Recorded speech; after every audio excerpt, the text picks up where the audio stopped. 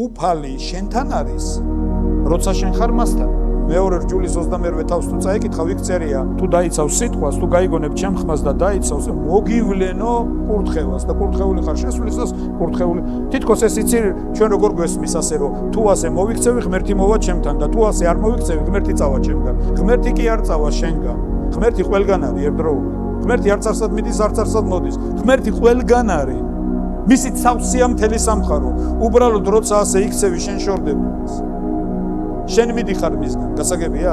როცა არ გესმის ღმერთის ხმა, ღმერთი კი არ მიდის შენგან, შენ მიდიხარ ღმერთისგან.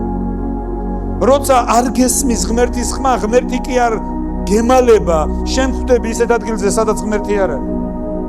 სადაც, იმიტომ რომ თუ ვინმე არის პატივის მცემელი შენი თავისუფალი ნების, ეს ღმერთია. გასაგებია?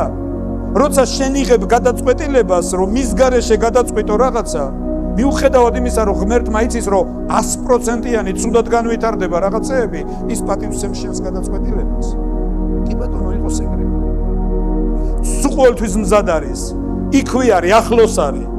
ხელი გამოგიწოდოს და დაგეხმაროს, მაგრამ სანამდე შენ არ მიხვალ და არ მობრუნდები იმისკენ. არ მისცე მას უფლებას იყოს მაკურთხებელი შენი ცხოვრების და ჩემი ცხოვრების. ის ამას არ აკეთებს. იმიტომ რომ ის არავის ცხოვრებაში არ იჭრება უხეშად.